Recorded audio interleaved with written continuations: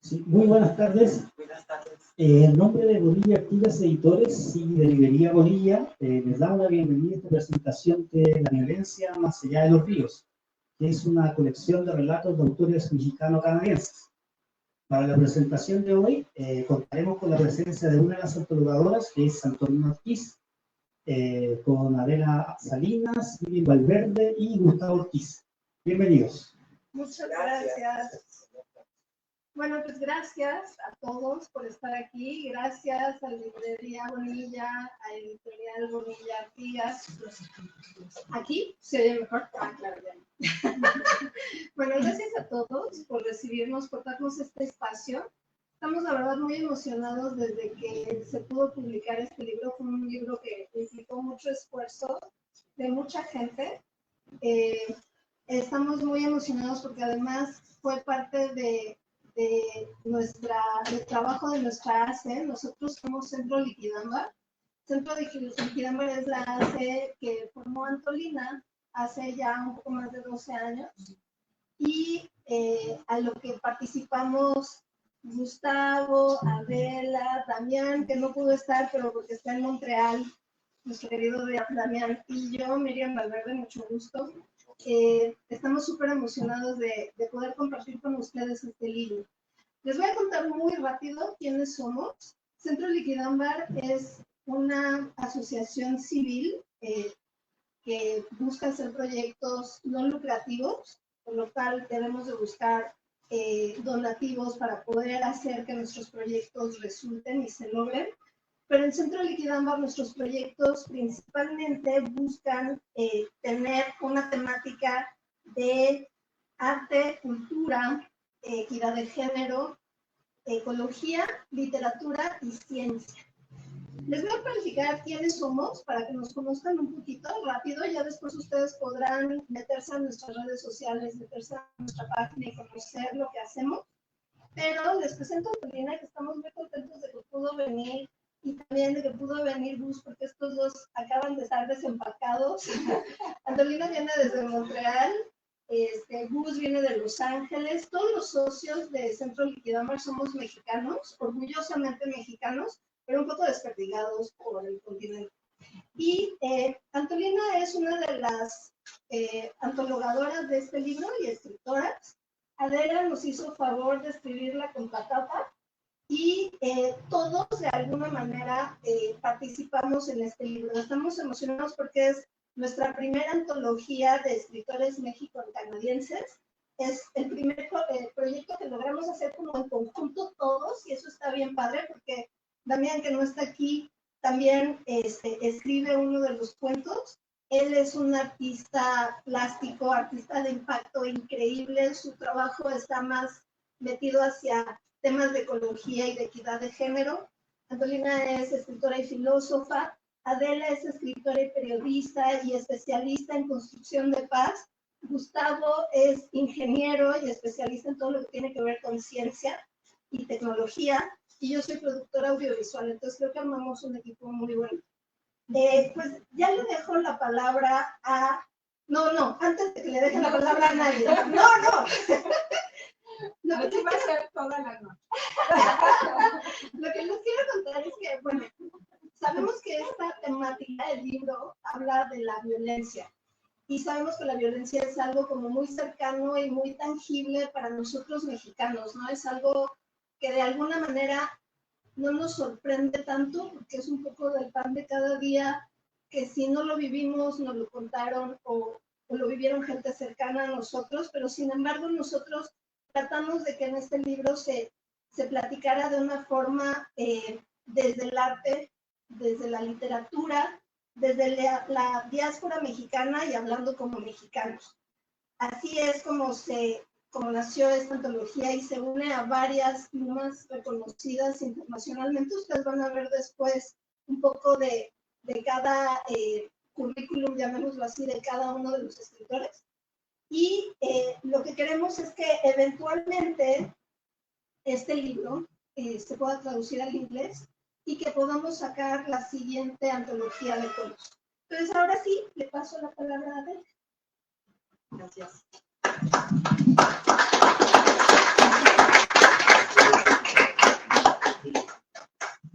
Bueno, pues buenas tardes. Pues muchas gracias por el espacio también, estoy muy agradecida, sobre todo porque, pues justo, ¿no? El compartir con mis compañeros todo el proceso de Centro Liquidambar, pues ha sido toda una aventura y también pues tenemos en mente pues hacer mucho más proyectos editoriales y muchos proyectos en alianzas con otras organizaciones, etcétera, ¿no?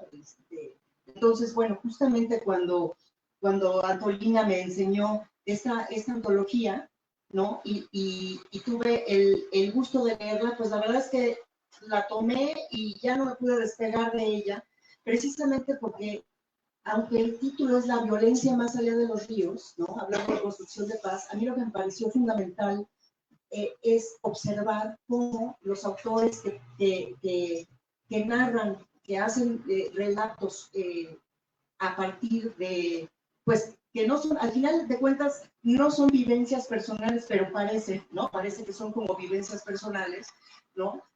Relatando la violencia, nos permite, digamos, a mí lo que me sucedió con estas historias era como realmente sentir la violencia en carne propia sin ser tocada en un pelo, ¿me explico? O sea, es este proceso de sensibilización que da el arte es algo fundamental, digamos, como para poder entender y vincularse con los procesos de las violencias, pero desde otro lugar, desde la construcción de paz, ¿no? Para mí era muy interesante también observar cómo desde la sensibilidad, desde el corazón, cada uno de los autores iba, digamos, como haciendo un análisis a través de los personajes, se iba, digamos, como desglosando la esencia de las violencias, de la violencia estructural, ¿no? De la violencia sutil, cómo la violencia sutil se va tejiendo digamos, como en la cotidianidad y no nos damos cuenta. O sea, la misma violencia se vuelve, la vamos normalizando porque no nos damos cuenta, pero de ahí, pues viene el salto a las violencias, a las violencias físicas, ¿no? En fin, o sea, el punto es que en todo el libro está, digamos como cada autor plantea un tipo de violencia diferente en donde se entretejen todas las violencias sutiles del mismo sistema en el que estamos viviendo y que nos aleja de nuestra verdadera naturaleza, nos aleja del corazón, ¿no? Entonces, es un entretejido fabuloso para poder entender que la violencia no tiene que ver con algo meramente exterior, sino que realmente procede de una correlación, de una relación que llevamos, ¿no? Y que tiene que ver con, pues, con todo un sistema cultural vertical, patriarcal, oligárquico, hegemónico, en el que estamos inmersos, ¿no? Entonces, bueno, justamente, pues eso, ¿no? O sea, estos relatos nos abren los ojos de la conciencia, ¿no? Porque además no hay forma de leerlo si no es desde el corazón. Es muy diferente leer un libro de relatos escrito por artistas, ¿no? Porque ellos lo hacen desde la sensibilidad, desde la parte más sutil, desde la parte más esencial de la relación humana, o sea, desde la esencia humana, ¿no? Que nos permite sentir cómo se teje la violencia, pero también las posibilidades de transformación de esas violencias, ¿no? A leer, pues justamente, o sea, si tú lees el periódico y tú te aterras, ¿no? Aquí te permite un acercamiento desde otro lugar. Entonces, bueno, justo ya para hablar concretamente de los relatos, ¿no? Por ejemplo, algo que me parecía muy especial y que lo comentábamos hace ratito, Antolina y yo, que le decía yo, que algo que se me hizo muy curioso de todos los relatos es que ninguno de los autores, que son 10, mencionan el nombre del personaje del cual están hablando, porque todos los relatos están hablados en primera persona, ¿no? Y entonces, pues parecería que son los mismos autores. Yo los ubicaba a ellos hablando de sus propias historias, ¿no? Pero lo interesante del caso en ese sentido, pues es que ellos mismos están inmersos, tan inmersos en las historias que las hacen suyas, que era lo que tú me decías, ¿no? Que igual ahorita, pues igual, si me puedes Sí, compartir no, todo yo eso, ¿no? sí quisiera como ahondar un poquito en esto, y bueno, la gente que escribe lo sabe, ¿no? Puedes escoger cuando escribes, y es una decisión difícil, en qué persona vas a escribir, ¿no? ¿Cuál va a ser primera persona, segunda persona, X que vas a escribir? Y yo no me había dado cuenta hasta casi 15 minutos que lo platicó Adela, realmente están escritos en primera persona los cuentos, todos son ficción. Algunos tienen elementos de las vivencias de las personas que los escriben, de los autores, de los artistas, pero son ficción. Lo que es increíble es que realmente esa primera persona convierte a la violencia en algo totalmente personal. Y yo creo, ahorita me gustaría que siguiera Adela, pero nada más como mencionar una cosa. Siendo autores mexicano-canadienses, la mayoría viviendo fuera de México, la distancia con México, lejos de convertir la violencia en algo distante, la convierte en algo que es como una caja de resonancia. Entonces esta violencia se vuelve mucho más personal, ¿sabes? Porque no hay un sentido de impotencia. Entonces esta impotencia convierte el tema en totalmente otra dinámica, ¿no? ¿Qué puedes hacer para ayudar? ¿Qué puedes hacer para cambiar la situación? Y sí, yo creo que esta primera persona refleja lo que efectivamente estamos haciendo como autores y como artistas. Y bueno, se ha dicho que la pluma es muy poderosa, pues sí, por supuesto que lo es. Y más cuando se está hablando en esta primera persona, ¿no? Yo creo que es muy relevante el comentario de Adela. Eso y por otro lado que justamente la distancia, me parece que estar a la distancia de tu país, ¿no? También te acerca desde otro lugar, ¿no?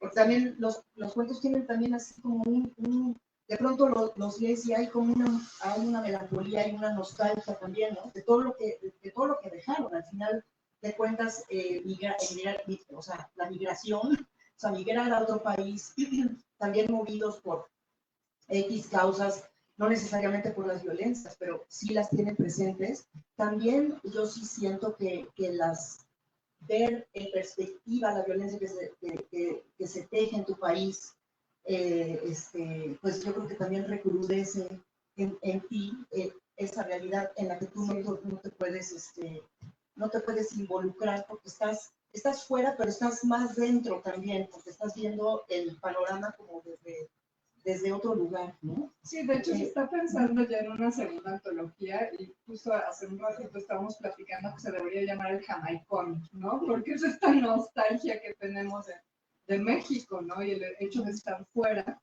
sí te hace efectivamente ver las cosas diferente y te convierte en más mexicano. O sea, la gente es muy chistoso, ¿no? Pero yo creo que se destaca muchísimo más las fiestas patrias y demás fuera que estando aquí, no sé si tú no realmente te pones esa camiseta, ¿no? Sí, extrañas, digamos, todo, también la parte, alcanzas a ver también la parte que está, no solamente la violencia, también, ¿no? La parte amable que tiene que ver con tu cultura, con tu país, ¿no? Pues bueno, concretamente las historias también se me hacían muy, muy interesantes porque, por ejemplo, algo que también unifica las historias es como que son historias llenas de contrastes, ¿no? Por ejemplo, la violencia de la ausencia y del olvido, ¿no? Donde se entreteje el miedo, ¿no? Como el relato en las libélulas de Claudio Palomares, ¿no? O sea, de pronto en ese relato empiezas a ver, digamos, cómo se entreteje el miedo y el amor, ¿no? O sea, cómo en un momento determinado huyes por miedo a un lugar diferente, pero al final estás huyendo de tu propio miedo, ¿no? Y cómo también se entreteje el amor en las relaciones familiares, ¿no? Que pues están padeciendo también otro tipo de violencias, por ejemplo, ¿no? Hay un cuento, otro... Nada más para hablar un poquito, el cuento de Claudio Palomares justo habla sobre el momento en el que uno decide alejarse de su patria por temas de violencia, ¿no? Y nada más quisiera platicarles un poquito la razón por la que tomamos el tema de la violencia. es porque yo platicaba con otro de los antologadores, Ángel Mota, sobre el hecho de que se está escribiendo mucho en Canadá, pero no hay mucho escrito como por solo mexicanos y sobre el tema de la violencia en México, escrita por nosotros. Netflix está muy presente, están muy presentes muchos textos muy amarillistas, pero queríamos nosotros volver esta violencia mucho más personal y contar nuestros cuentos. Sí son ficción, pero son nuestros cuentos. Entonces esta parte era muy importante, ¿no? De volverla como algo real, algo que tenga carnita y no sea nada más un fantasma que es más o menos fácil manipular. Entonces esta parte yo creo que era muy importante. El cuento de Claudio Palomares a mí me parece muy hermoso porque muy sutilmente va hablando de esta forma en la que se van rompiendo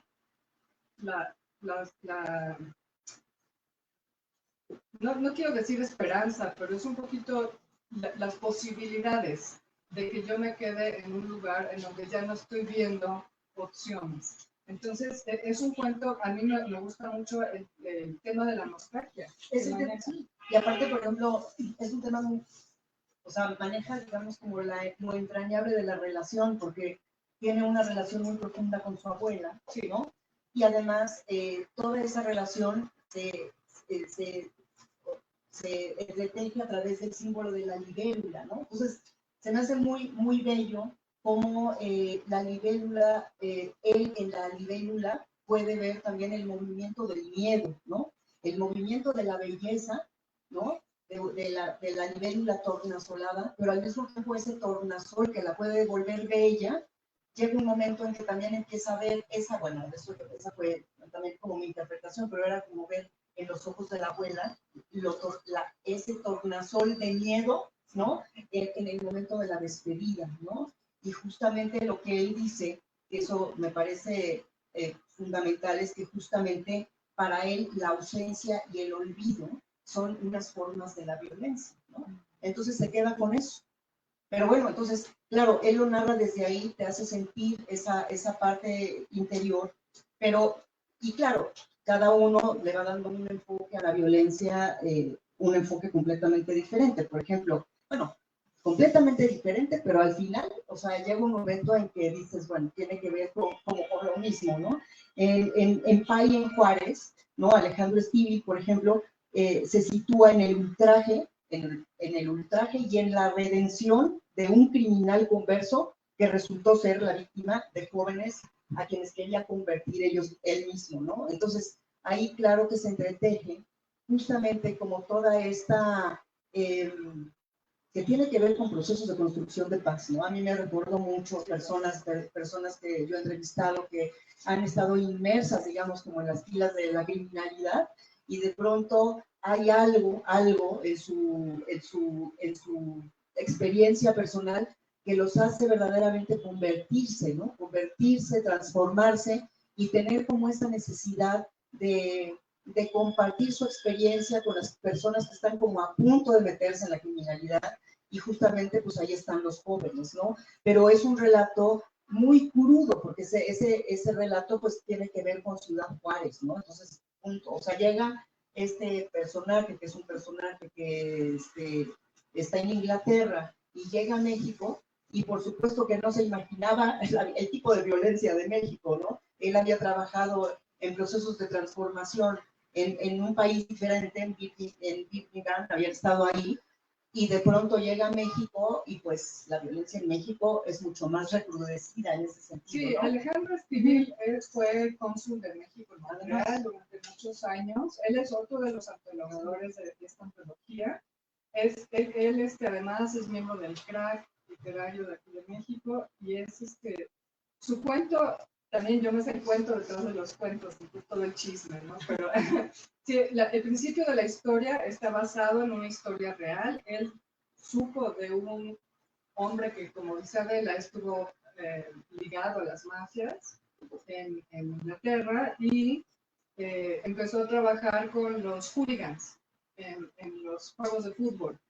Y efectivamente no se esperaba el tipo de violencia con el que se iba a encontrar aquí. La segunda parte del cuento lo tienen que leer para saber cómo va a acabar, pero se vuelve una violencia más cruda, más irónicamente es más lo que estamos acostumbrados a escuchar. Me acuerdo cuando yo vivía en Veracruz, hablábamos que ya, decíamos que ya no habían encabezados en el periódico, que había puros descabezados en el periódico, ¿no? Entonces, y nos reíamos. Y la razón por la que uno se ríe es porque tienes que sobrevivir de alguna manera. Entonces, este tipo de situaciones, yo creo que era muy importante hacer la antología porque era una forma de abrir un diálogo, y de abrir un diálogo en el que pudiéramos decir las cosas que estamos viviendo, sintiendo. La intención, como decía Miriam, es traducir la antología al inglés porque sí queremos que nos lean en Estados Unidos y en Canadá y que se escuchen versiones diferentes. Cuando se hizo la convocatoria a la antología, se pidió que escribiéramos cuentos sobre la violencia. En mi cabeza, yo me imaginaba que todas estas historias de violencia iban a tener que ver con las que yo me imaginaba, ¿no? Que eran violencia como la que yo viví en Veracruz cuando estuve viviendo allá. Curiosamente, cada cuento llegó con una versión diferente, que es un poquito lo que decía Adela, y me sorprendió muchísimo los tipos de violencia a los que nos enfrentamos y las hemos normalizado. Entonces es bien interesante verlo, porque yo esto no lo había visto, ¿no? Y uno de los tipos de violencia, ahorita Adela va a seguir con su análisis, pero uno de los tipos de violencia que regresa continuamente en los cuentos es la violencia de género, y mucho la violencia hacia la mujer específicamente. Sí, empezando por tu cuento, que era lo que decíamos, porque el cuento de Antolina, que se llama Hasta hacernos Quetzal, ¿no? Pues bueno, es un cuento que también, bueno, con ese cuento, digo, yo me acuerdo que te escribí, ¿verdad? Que lloré, porque el punto es que es un cuento que te hace sentir el cielo y la tierra y el infierno, ¿no? Al mismo tiempo, porque es, bueno, pues es la historia de una mujer que de pronto logra entrar a esta parte de los voladores de Papantla, ¿no? Esta parte de que ella tenía más o menos que disfrazarse porque pues no, resulta que las mujeres no pueden no podían volar, no podían volar, ¿no? Pero entonces no se podía, ¿no? Entonces, bueno, tenía como que disfrazarse para subir, digamos, como al cielo y danzar. Y entonces, claro que el miedo de esta mujer que estaba arriba en este círculo de 13 vueltas, bueno, haces un juego maravilloso así con las palabras, etcétera, ¿no? En donde, pero al mismo tiempo, es un miedo diferente, porque es un miedo, bueno, a la caída, por un lado, pero al mismo tiempo también se mete como en esta parte mística, ¿no? De estar un poco tocando el cielo, pero al mismo tiempo hacia abajo ve a una serie de familias, sobre todo mujeres, que están mirando pues como el espectáculo, pero al mismo tiempo pues son familias de desaparecidos, ¿no? Y que están realmente como en esta angustia terrible, que además pues en Veracruz ha sido una cosa pues terrible, todo el asunto de los desaparecidos, ¿no? En donde pues las familias terminan por ir a rascar la tierra porque las autoridades no hacen absolutamente nada, ¿no? Yo me acordé mucho con ese cuento por ejemplo, Araceli Salcedo, ¿no? Que es una mamá de una chava desaparecida, que, bueno, tuve el gusto de conocer en unos conversatorios que hice hace mucho en Negrero, pero ella justamente platicaba, bueno, ella digamos, está al frente de varios colectivos de familias de desaparecidos, pero los colectivos son de cientos de personas, cada uno de los colectivos, ¿eh? Y entonces ella, a partir de esa desaparición, pues ella empieza a ayudar a las otras familias a buscar a sus desaparecidos directamente, ¿no? Entonces platica cómo, pues, por ejemplo, llegan, se ponen como astronautas y van a los espacios a buscar. Y, por ejemplo, los hombres, digamos, los padres de los desaparecidos están como colocados como que están custodiando, digamos, como el espacio por si llegan y las quieren matar también a ellas, ¿no? Y entonces ellas llegan y con unos palos clavan los palos en la tierra y los sacan para olerlos, para ver si ahí hay un muerto. Y entonces, pero lo curioso del caso es que ella dice, es que es tremendo, o sea, uno es esta contradicción de que están contentas porque por fin hay un muerto que pueden ir a buscar y a lo mejor es su desaparecido, ¿no? Pero dice, a la hora en que vamos a ir a rascar la tierra, dice, ahí es donde empieza el problema. Porque, dice, por un lado, quieres que sea tu desaparecido, porque a la hora en que aparece tu desaparecido, ¿verdad? Pues ya le puedes dar santa sepultura, así, ¿no? Y entonces ya como que terminas con esta cosa de que no sabes qué está pasando con tu familiar, ¿no? Dice, pero al mismo tiempo te aterra la posibilidad de que sea, porque imagínate cómo están, ¿no? Entonces, bueno, digamos, quería yo hacer este paréntesis porque justamente en el cuento de Antolina, a través, digamos, como de esta descripción que tú haces de las caras de las personas que están como, es decir, cómo es que el miedo, el terror, la impotencia, ¿no? la fragilidad en la que están inmersas, están justamente expresas, o sea, en sus caras, ¿no? En sus manos. Y bueno, pues es un cuento que sí te mete como en impotencia. Entonces, verdaderamente, o sea, sí es súper conmovedor, ¿no? Sí, y yo quiero aportar un poquito algo aquí, y es que para hacer esta presentación, platicábamos los cuatro ayer y también hace ratito, queríamos hacer una presentación que viniera pues desde este silencio respetuoso que sentimos hacia todas las personas que han vivido violencias de cualquier tipo. Al mismo tiempo sabemos que esto también es una fiesta, porque publicar un libro es una fiesta siempre. Es difícil combinar las dos emociones. Yo creo que los mexicanos hemos aprendido a hacerlo. Hemos aprendido a vivir gran alegría dentro de esta gran tragedia que estamos viviendo, que no se le llama guerra por algún motivo, debería llamarse una guerra a lo que estamos viviendo. Y yo creo que es muy curioso, ¿no? Porque Alejandro Esquivel, Ángel Mota, que me ayudaron a sacar esta antología, estamos un poquito en el mismo canal. Teníamos que hacer este libro, tenía que ser la primera antología. Ya tenemos un apoyo para hacer la segunda antología, estamos muy contentos. Y todo el mundo nos está pidiendo, por favor, no escriban sobre violencia. O sea, no escriban sobre violencia, sí, no queremos leer sobre violencia, es un tema muy difícil. No podíamos empezar por otro tema, era indispensable pasar por aquí como mexicanos, por respeto a lo que estamos viviendo. Pero sí, la siguiente antología vamos a buscar, y justo platicaba yo hoy con Gustavo, es la idea de buscar una antología que hable sobre las alegrías y las aportaciones que tiene México también, ¿no? Que es muy importante reconocerlas y hablar sobre ellas, es la conversación. Entonces, eso por un lado. Sin embargo, creo que sí es importante que este libro que existe en este momento sí se logre, no sé si sea rápido o no, pero sí se logre traducir al inglés, porque muchas veces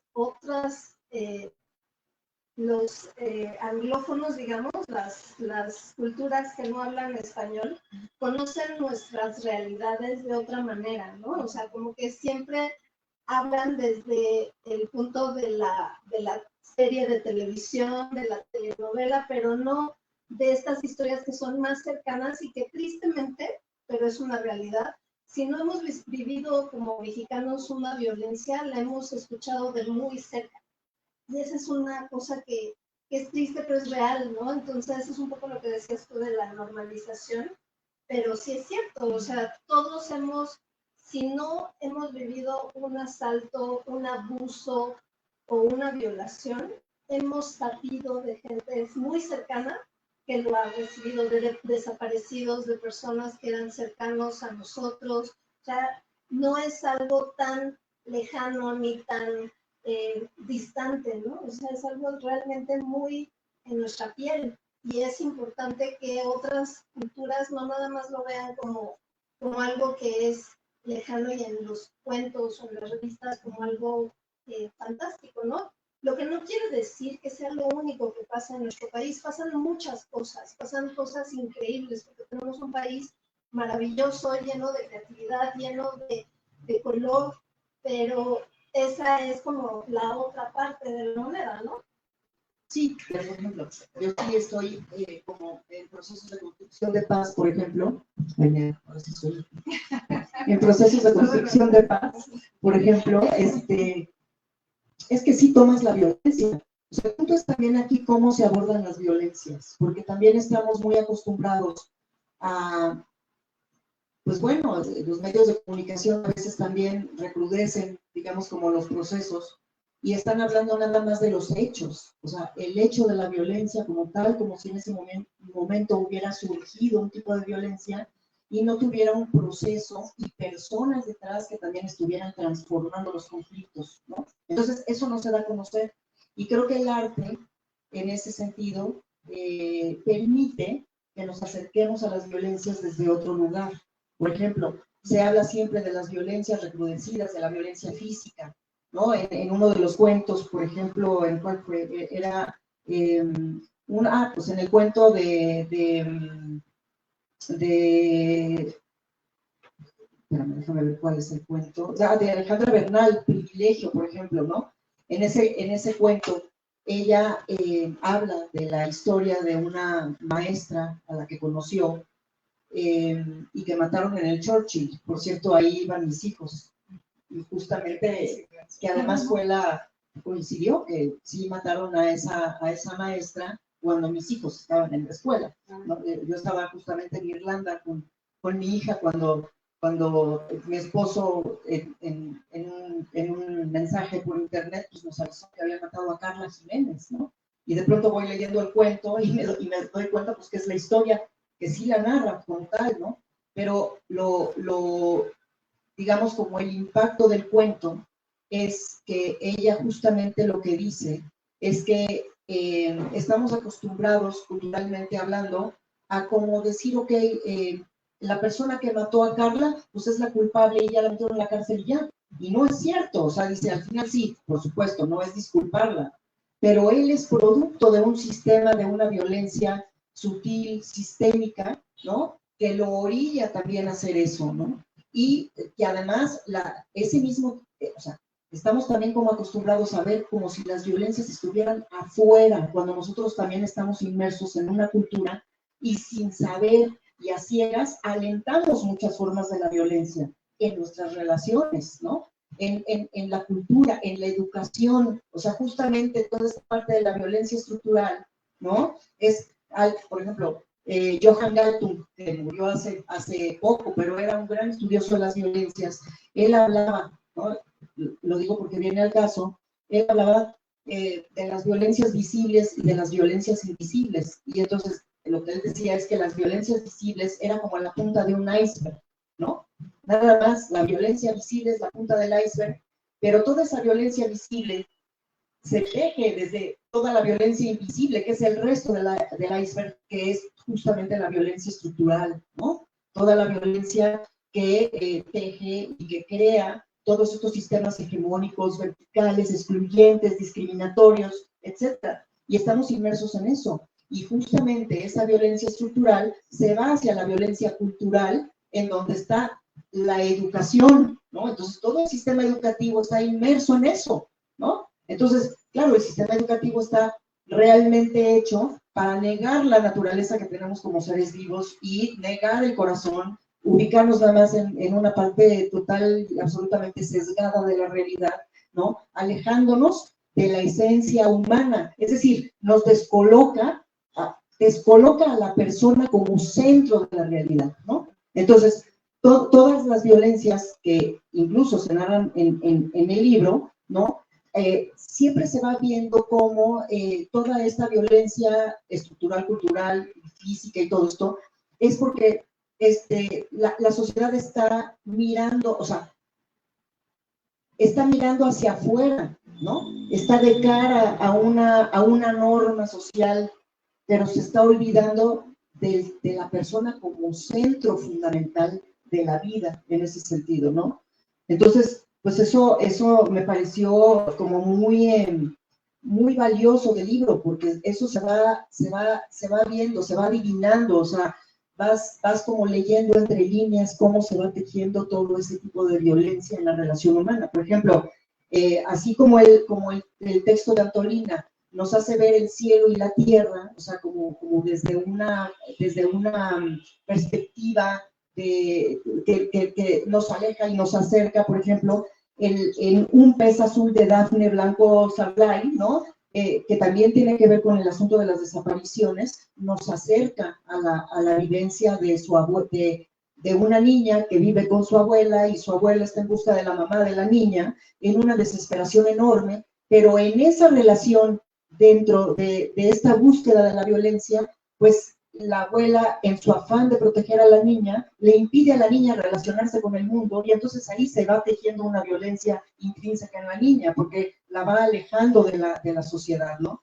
Y por otro lado está el relato Pedazos de cuerpos por todas partes, ¿no? De Alma Mancillas. El título ya te lo va a decir. Que además el título, por supuesto, ¿no? Que nos da otra pista de cómo se va observando la violencia, porque ella sitúa, digamos, en la historia en un canal de agua puerca donde entran y salen los muertos y salen pedazos de muertos y todo gira en función de un canal en donde esa sociedad que vive toda, digamos, como toda la comunidad que vive alrededor de ese canal, le echa la culpa al canal, ¿no? Entonces, de pronto no se hace responsable como sociedad de qué es lo que está sucediendo detrás de eso, ¿no? Pero también hay una parte de la sociedad que prefiere permanecer ciega y sorda ante una realidad que está viviendo, ¿no? Sí, está mitificado en el cuento, ¿no? Pero lo que es muy interesante en el cuento de Alma Mancilla que acaba de narrar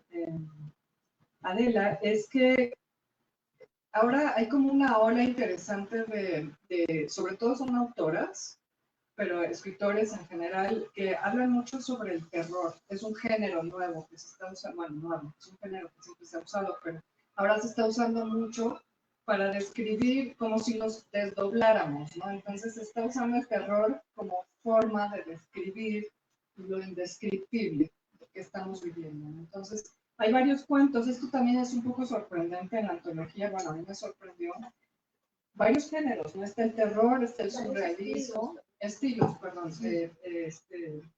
el surrealismo de los peces azules, y está también el cuento de Omar Alexis, ¿no? Que es casi divertido, pero duele, ¿no? O sea, es una cosa muy interesante, porque los estilos se van acomodando a estas ideas que se tienen que expresar, ¿no? Entonces es como el arte se acomoda a esto. Porque finalmente el arte es un espejo de lo que somos. Entonces aquí yo creo que se ve muy clara la radiografía de lo que los autores están sintiendo. Sí, por ejemplo, ahorita que dices de Omar Alexis, ¿no? Se llama El hierro sangra la noche. Y es un texto muy poético, muy poético, pero también muy crudo, ¿no? Así como tú dices, bueno, también puede ser medio, pero sí es divertido, pero no, tiene como de todo, ¿no? Pero a mí me parece un texto muy interesante que además cierra con broche de oro el libro, porque habla justamente del adormecimiento en el que vivimos, ¿no? De la falta de responsabilidad, hablando de eso, de la falta de responsabilidad que hace que se normalice la violencia, ¿no? Del decir, ay, como que no vi, ¿no? Como que no vi, como que entonces no me hago responsable de las cosas. Y él dice, porque somos víctimas de la inmediatez también, ¿no? De ser ajenos a las necesidades del mundo, ¿no? Vivimos como sombras, dice, dice, las calles tienen el amargo sabor de lo ajeno, rostros desfilan estúpidamente lo inmediato, ¿no? El cielo se cae de espaldas, o sea, al final, pues eso, es una forma de decir que la sociedad en la que vivimos, pues es una sociedad adormecida y que además también estamos inmersos en una vivencia, eso, de lo inmediato, de estar apurados, de estar siendo funcionales para un sistema, para un desarrollo, para una globalización, en donde nos descolocamos como seres humanos, ¿no? A mí me gustaría hacer una pregunta, Adela, porque justo siempre tengo esa curiosidad, ¿no? ¿Cómo se pueden transformar estas ideas que todos nos pesan en construcciones de paz? No sé si nos puedes decir, porque obviamente escribir y hacer arte ya es una transformación, pero me gustaría mucho que nos platicaras un poco sobre esta idea. Pues de lo que he aprendido en procesos con personas que han estado inmersas en los conflictos sociales, etcétera, es sobre todo la actitud, ¿no? Son personas digo, he entrevistado a personas que han tenido como diferentes acercamientos a los procesos sociales de muy distintas violencias, como el asunto de las desapariciones, como los problemas de tierra y territorio, ¿no? Como los problemas de migraciones, asuntos de género, ¿no? Problemas de justicia, etcétera, ¿no? Y cada persona se va acercando desde su, digamos, como desde su potencial, ¿no? O sea, desde dónde pueden aportar ellas mismas a las dinámicas que puedan transformar las realidades. Y lo que yo me he dado cuenta en ellas, en las personas, es que, por un lado, tienen un profundo conocimiento de sí mismas. Eso es muy importante. O sea, es decir, la construcción de paz, tú no puedes de alguna manera hacer una propuesta de un cultivo, de una construcción de paz, si no tienes también dentro de ti un proceso interior hacia la paz. ¿Qué quiere decir eso? La observación directa, pues, de tus propios rollos, ¿no? O sea, no es que no se consideran personas que van a salvar al mundo ni nada por el estilo, pero sí hacen propuestas sustantivas que, por ejemplo, qué sé yo, por ejemplo, me acuerdo hay una mujer maravillosa que ahorita da clases, por ejemplo, en la Esmeralda, que se llama Belén Maitorena, y ella, bueno, empezó en Tepito, ella creció en Tepito, en una, pues bueno, pues, la cultura de Tepito es una cultura muy violenta, y ella platicaba que pues justamente cuando era niña, pues los niños jugaban a que los policías eran los malos y los ladrones eran los buenos, ¿no?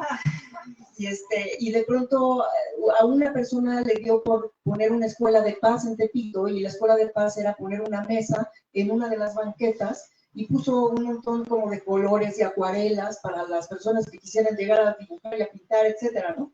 Y entonces así, pues empezó a llegar los mismos chavos de Tepito a pintar y todo. Entonces ella le fascinó, y entonces ella misma empezó a entender a observarse a sí misma, pero también a observar cómo la gente se transformaba a través del arte, hablando del arte, ¿no?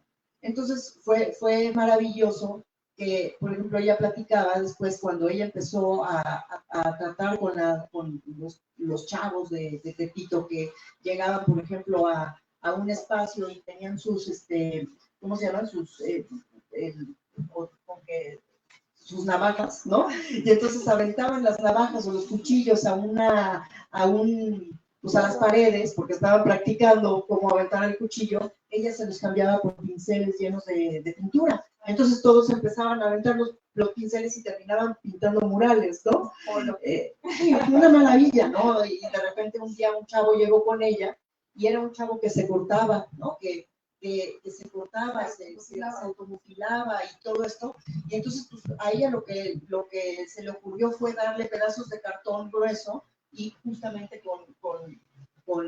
otra vez se me olvidó el cúter, ¿no? Y entonces, pues, en lugar de que se cortara él, empezó a hacer esténciles para los grafiteros, por ejemplo, ¿no? Y entonces ahí encontró, pues, también una fuente de vida y un montón de cosas de este chavo, ¿no? Entonces, bueno, esos procesos de transformación a través de procesos en donde tú puedes tocar el corazón de las personas es muy importante, ¿no?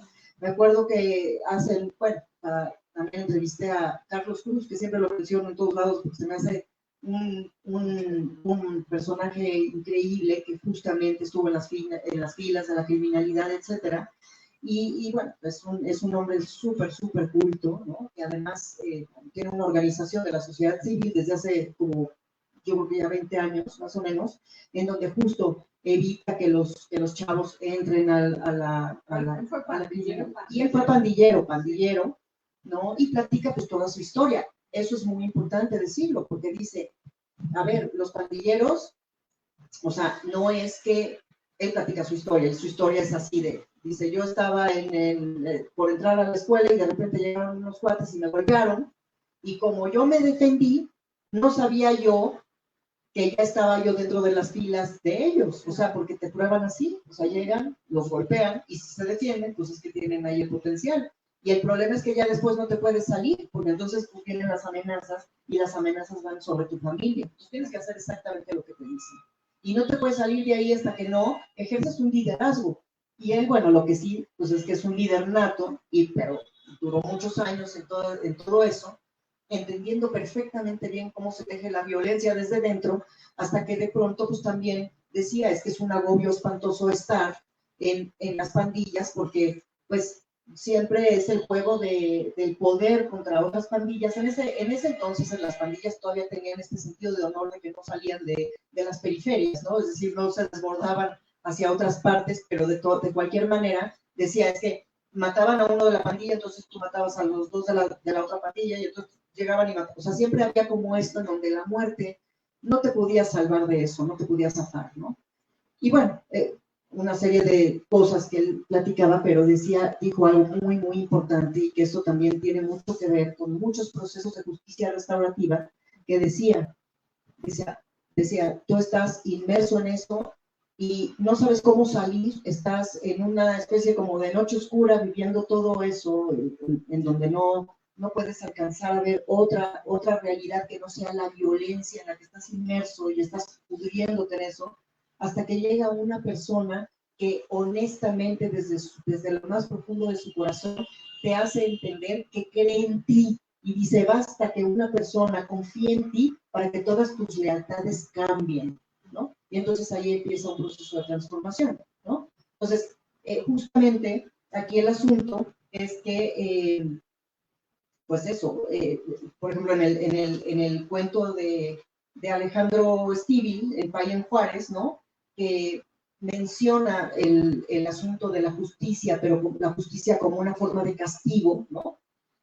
O sea, él hablaba de este personaje que tuvo como una transformación solipsista, así lo dice, ¿no?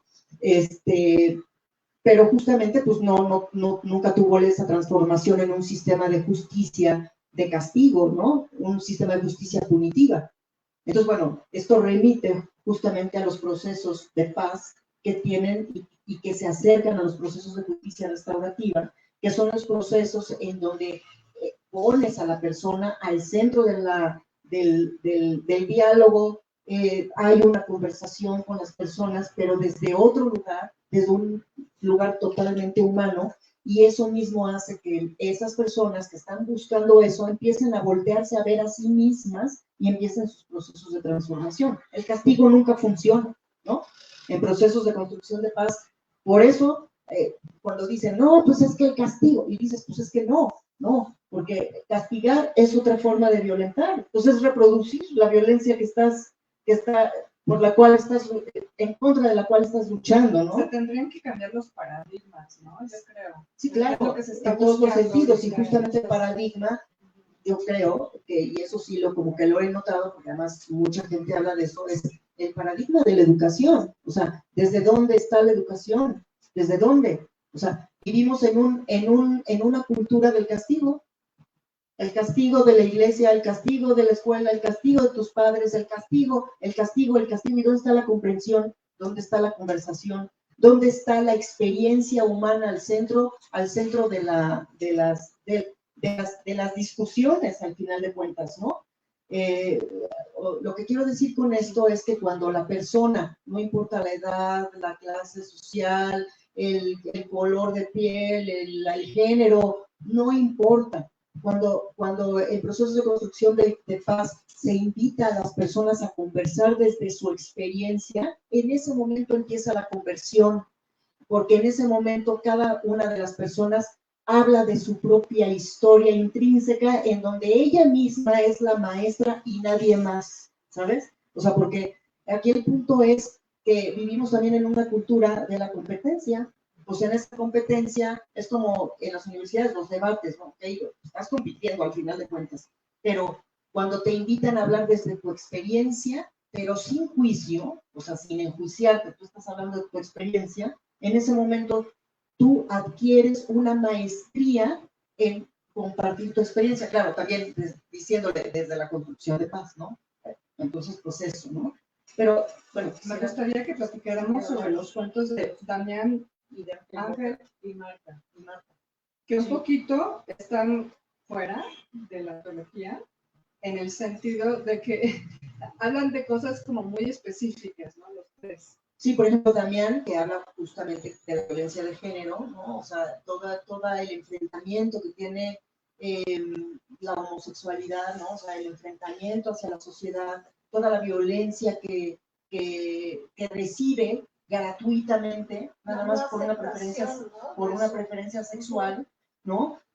Cuando, vaya, o sea, cuando él no se está metiendo con nadie, o sea, justamente es como otra vez vemos la vida de cara a una sociedad y a normas que vete a saber quién las puso, ¿no? Y la esencia se va escindiendo, se van rompiendo los corazones ahí en ese sentido, ¿no?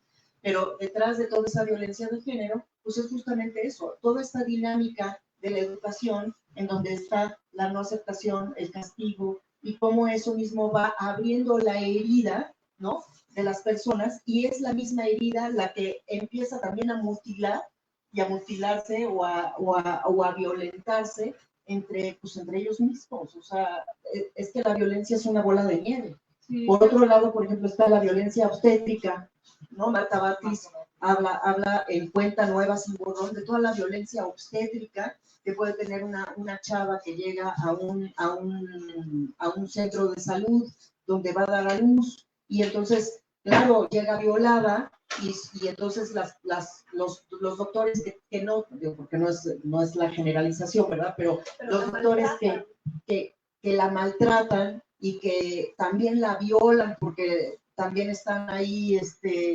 digamos, haciéndole todo el tacto, etcétera, pero con una violencia tremenda, pues es otra forma de violación, ¿no? Violación física, pero también violación a sus derechos humanos, violación en todos los sentidos, ¿no? Y una violencia, pues, terrible, en donde, pues, ella no se puede defender, porque ya de entrada, pues, ya la califican, ¿no? Entonces vivimos en una sociedad que desde estas partes calificativas, pues, te mutilan por todos lados, ¿no? El prejuicio, ¿no? Y bueno, justamente Ángel Mota, ¿no? Habla de otra forma de la violencia. Ese cuento me pareció muy, muy interesante porque se llama Las hormigas, ¿no? Entonces, bueno, narra la historia bueno, es un personaje que observa las hormigas, cómo se van comiendo las plantas, ¿no? Y de pronto él les echa agua a las hormigas, pero de pronto viene un huracán y el huracán. Es decir, es como plantea la violencia en las diferentes escalas, en donde él no se da cuenta que él mismo también está violentando a las hormigas, como él mismo está recibiendo la violencia, pero también está viendo la violencia de las hormigas, ¿no? Entonces, bueno, también me parece muy interesante cómo la violencia va escalando también, la vamos replicando en diferentes dimensiones, digamos, sin darnos cuenta. No sé. Sí, hay un comentario que escuché sobre ese cuento, justamente de Ángel Mota, es que se va haciendo como más chiquito su mundo, ¿no? Sí. Se va como cercando poco a poco, y cada vez más, ¿no? Llega un momento en el que se hace chiquito su mundo. Y yo creo que es esta misma sensación de cuando uno tiene miedo, porque es la sobrevivencia. Es la sobrevivencia. Es un cuento que habla de la sobrevivencia, de la violencia por la sobrevivencia también, ¿no? Sí, entonces yo digo, como conclusión, a mí sí me gustaría que nos fuéramos con un sentido difícil, es lo que les comentaba hace un momento. Sí estamos trabajando un tema muy, muy, muy terrible, es el lado oscuro de lo que somos como seres humanos. Siempre hemos tenido esta doble cara. Yo creo que no es específico a nosotros ahorita. Yo creo que el ser humano,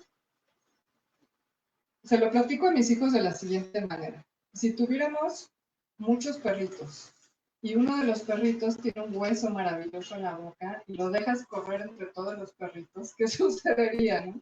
Entonces inmediatamente sería esta especie de violencia, ¿no? Para arrancarle ese huesito al perro. Nosotros nos hemos olvidado que en realidad sí somos animales, ¿no? Sí somos parte de la naturaleza. Hemos como que imaginado que somos algo diferente a esto.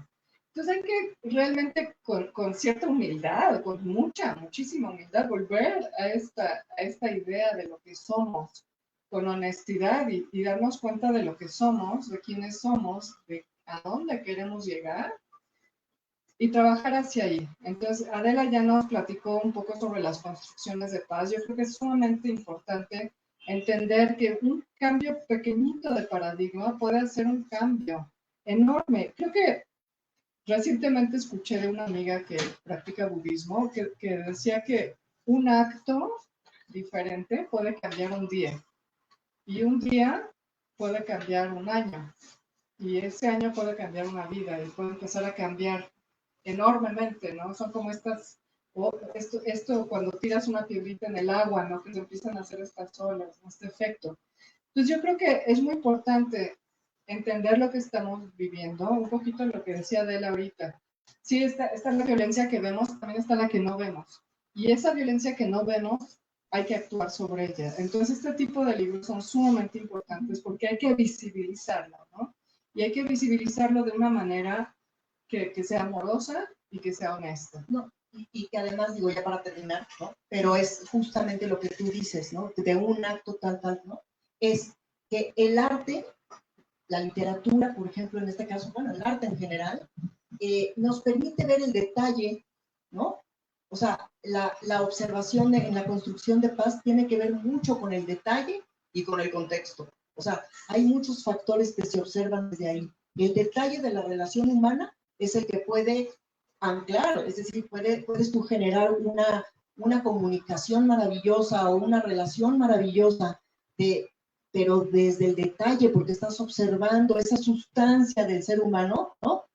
O también desde el detalle puedes irte o desvincularte con las personas pues en un momento determinado. Entonces, claro que ahí el arte, yo creo que es un ejercicio fundamental para retomar lo que estamos viviendo, porque también es una forma de, pues también es un espejo de la realidad que vivimos, ¿no? Y a través de la forma en la que está propuesta, ¿no? El escrito o la obra que ésta sea, ahí está la propuesta de transformación, justamente, ¿no? Pues nada más quería yo como puntualizar eso. Gracias.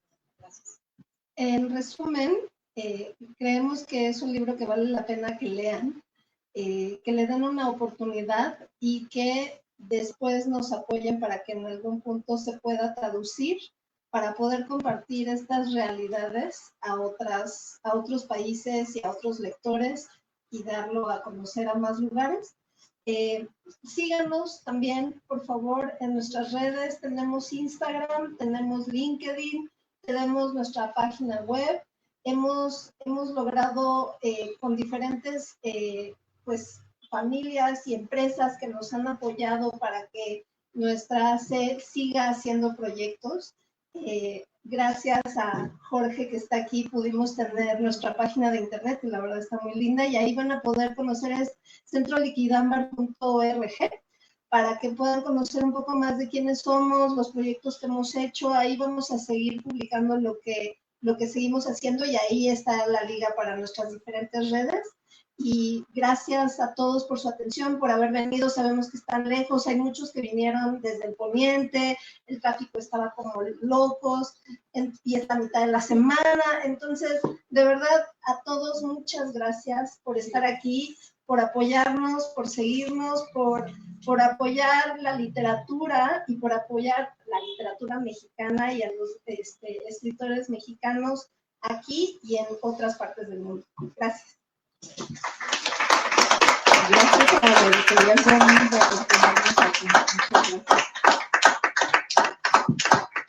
Bueno, queríamos aprovechar la oportunidad de que está el panel aquí en la mesa, por si alguna persona quiere realizar alguna pregunta, algún comentario, alguna consulta, por favor, hay micrófono disponible. Gracias. Me gusta usar los micrófonos. En relación a lo que dijeron, que es una fiesta, porque se presenta un libro y siempre es motivo de orgullo, de alegría, lo logramos, aquí estamos. Y al mismo tiempo es un libro sobre violencia. Creo que en una fiesta es cuando más fuerte suenan las voces.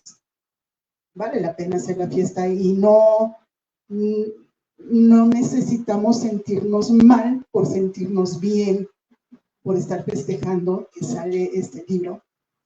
Sí, escriban de alegría, pero por favor sigan escribiendo de violencia en México, porque no es suficiente. Hay mucho escrito, pero no es suficiente. No sé si lo de escribir en inglés sea suficiente para que nos volteen a ver, porque caray, no es posible que el mundo no haya volteado a ver. No, es la sociedad, no quieren saber, no quieren saber.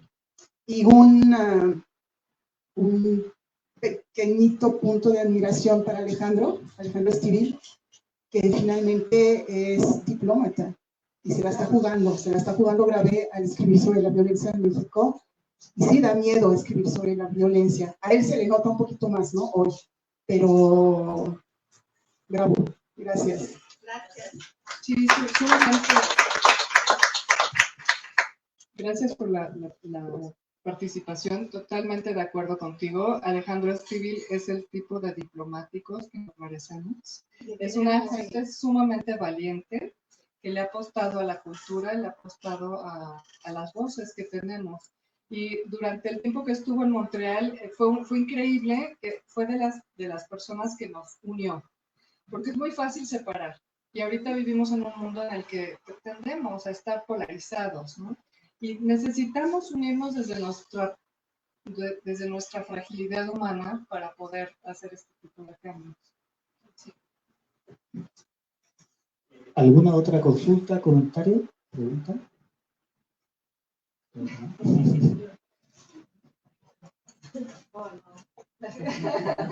Bueno, los quiero felicitar a todos por ese gran esfuerzo y preguntarles si el libro solo está físicamente o también en línea, porque, por ejemplo, sería muy interesante que se distribuyera, no sé, por ejemplo, a nivel bachillerato, como para que los alumnos de bachillerato pues se acerquen a la lectura por un lado y por otro lado pues le entren a la reflexión sobre estos temas de la violencia, en el sentido de que también urge la educación pues de los propios jóvenes, ¿no? Porque finalmente ellos son los que en un futuro próximo o lejano, o esperemos que no, pues reproduzcan esa violencia. Entonces, pues estaría muy, muy interesante que no sé si también lo tengan en PDF en línea como para distribuirlo así a mucha más gente, sobre todo pensando en los jóvenes, ¿no? Me voy a platicar con la editorial. Gracias, Diana. Sí. ¿Algún otro comentario? Parece que no. Bueno, el nombre de otro, perdón. Hola, buenas noches. Perdón, aún no he leído el libro, por supuesto que lo voy a leer y los felicito.